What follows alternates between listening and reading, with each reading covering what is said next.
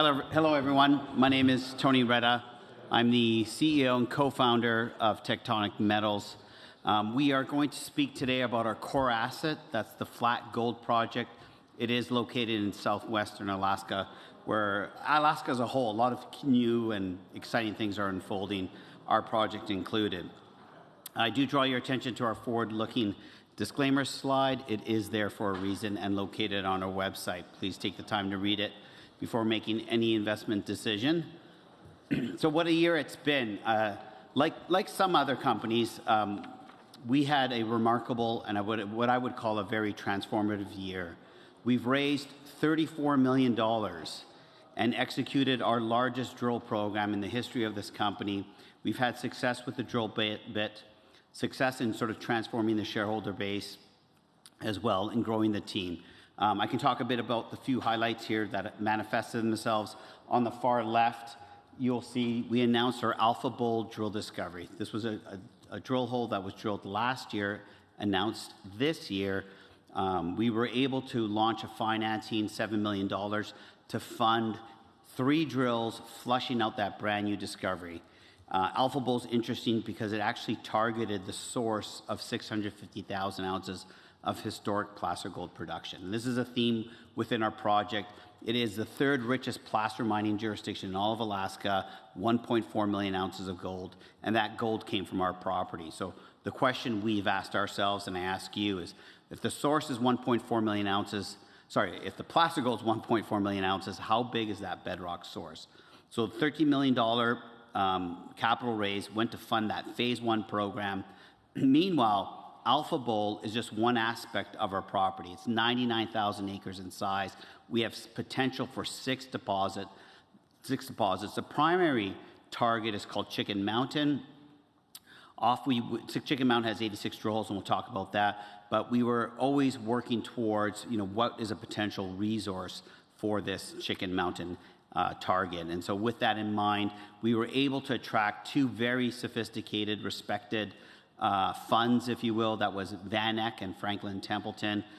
We launched a $13 million financing that allowed them to get an entry point into our company. In less than 30 days, we closed on $21 million without a warrant. So that's the $34 million. Off we went. 3 drills continued to drill right up until the end of October. There will be a news release out shortly announcing the completion of that program. Following that, our first assay result was announced about a month and a bit ago. Another follow-up hole from Alpha Bull, 250-meter step out. That hole intersected about 2 grams over 40 meters. Within that was 4 grams over 20 meters and about 14 grams over 5.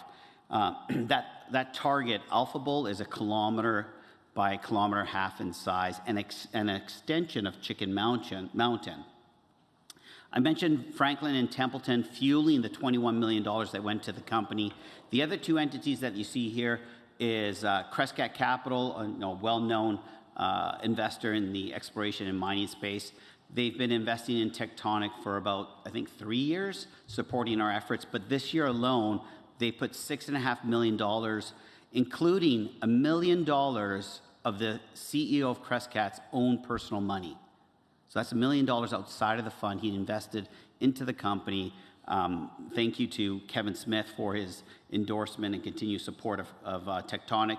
The middle entity is one of Alaska's largest for-profit native regional corporations. So one of the things that sets Tectonic apart from other junior mining companies is that we intentionally want to work with the local communities and indigenous groups. And in this case, Doyon has actually made repeated investments into our company. They've invested over, I think, $6 million into our company. And to my knowledge, we might be the only exploration company that has indigenous or native shareholders investing their capital, supporting exploration efforts on their land. And so they are our 2nd largest shareholder.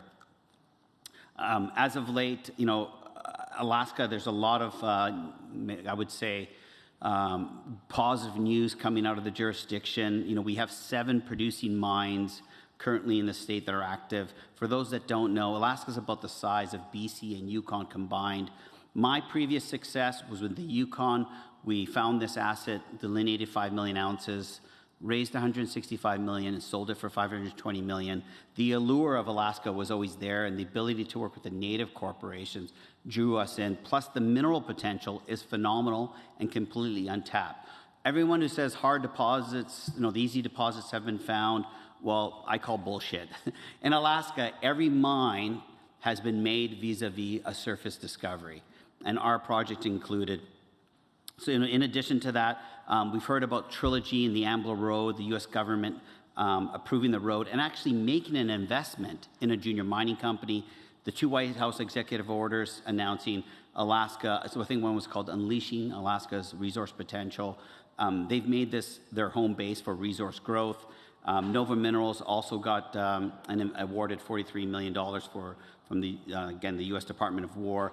And then last but not least, Donlin, a 40 million ounce gold deposit. It's the largest undeveloped gold deposit in the world.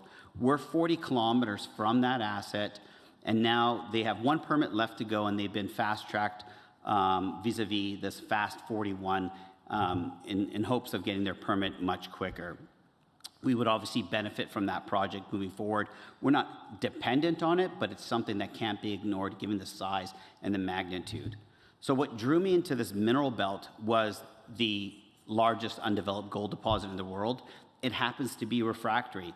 Not something that I'm crazy about. That means the gold is chemically bonded. It's costly and requires a lot of energy to liberate that gold.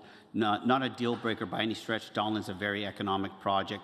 But when I looked at flat, what you see here in this far left image, those pink lines represent placer gold. That's gold found in the streams and creeks. And as I mentioned before, this is the 3rd richest placer mining jurisdiction. The fact that we have free gold in the streams or creeks told me that perhaps this project had gold that was not refractory. If Mother Nature can liberate the gold, it's a good sign that we're dealing with free milling gold. And thankfully to our native shareholder, this is their land. They own 12.5 million acres of land in Alaska.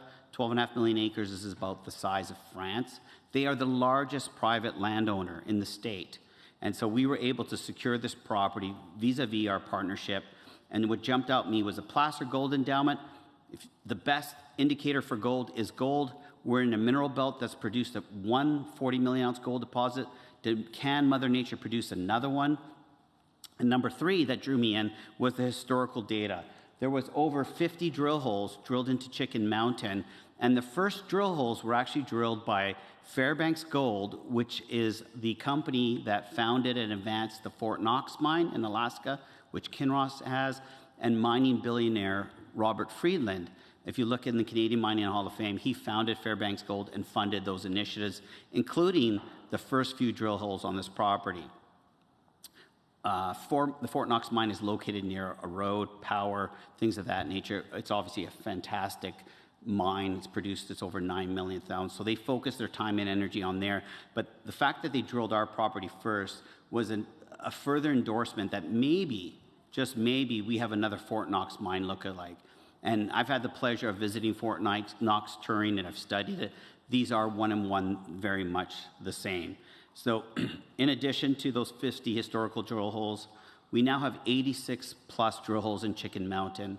And every hole, whether it was drilled historically or via Tectonic, has hit mineralization, a sign that a very robust system is in place. The geophysical anomalies are highlighting the potential deposits, and we have absolutely fantastic industry-leading metallurgy with over 96% heap leach recoveries on 3/4-inch crushed material.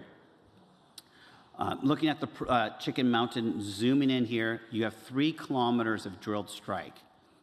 Again, like Fort Knox, you have mineralization where there's a sea of low grade, 0.2 to about a gram, and then you have these quartz-sheeted veins that can run as high as 200 grams. Those 2 gold boxes highlight the discoveries made at Alpha Bowl. That's where they tested the bedrock source of 650,000 ounces of gold. That's where we got our 4 grams over 20, so on and so forth. And if we take that 3 kilometers of drilled strike and we dive underground, what you'll see here is that half of the holes have ended in mineralization, including the 400-meter long hole. What you'll also notice on the top, which is a plan map looking down, those magenta, red, orange colors, those represent golden soil samples that have been contoured, and they've been driving all of the mineral or gold discoveries, and most of them haven't even been tested. We're looking at a 0.1 gram per ton cutoff. If you take that cutoff to 1 gram and higher, you can see again there's a lot of high-grade material begging for a drill hole next to it.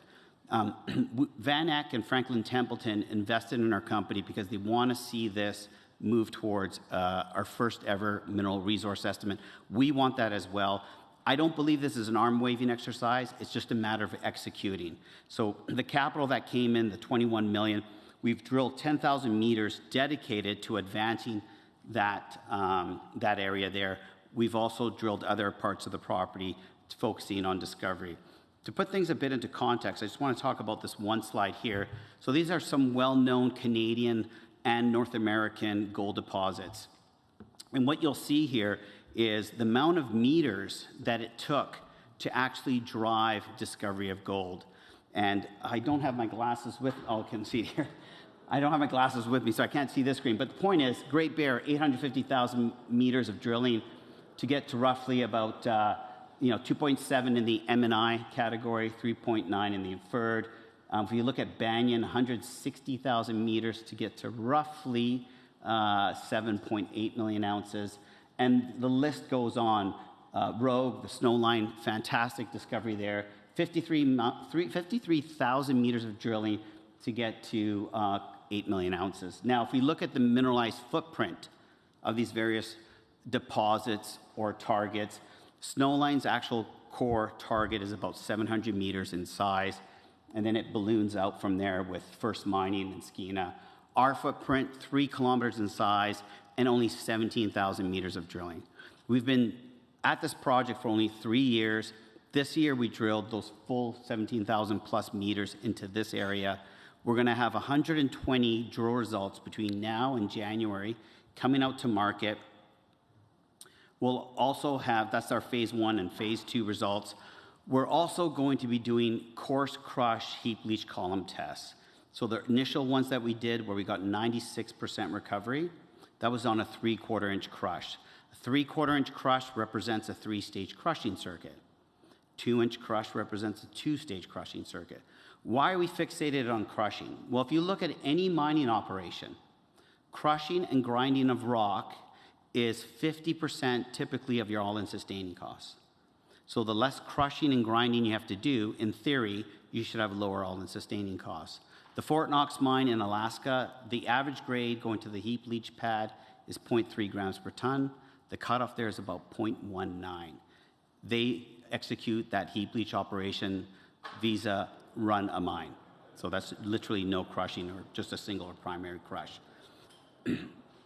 The other thing to note, we are targeting that maiden inferred resource in end of 2026, 2027. There may be the possibility of fast-tracking that publication to Q2 of this year, contingent upon those assay results. If Tectonic ever announces a mineral resource estimate, you can bet your left arm that it's going to be followed by a PEA. Having ounces in the ground is important, but also understanding, is this a mineable ounce? And we're not after just having ounces. We want to find mineable ounces. So that would also be fast-tracked into 2026. And then from there, we'd work towards our feasibility and permitting. The team that's executing this, in addition to myself, if you look at every aspect of what kind of talent do we need to make a great exploration or mining company, it's not just geology. Yes, that's critical. You also need development experience, permitting experience. You need production experience. You might say, Tony, why do you need production experience on an exploration company? Well, you need to know what a mine looks like in order to find a mine. M&A, if you don't have capital, the car doesn't run. You need to understand the public markets, capital markets, things of that nature. And each team member here has had success on all fronts. One of our more recent successes was Kaminak Gold Corporation with the Coffee Gold Project. I was the vice president. Ira Thomas was the CEO. Allison was VP of sustainability. And we were able to execute on that project to the point where we sold it for $520 million. The shareholder base, this is all on our website, right? 90 million shares outstanding, 20 million in cash. That is depleting given our program, and I'll leave it at that. Thank you. That's great. Thank you very much. Okay.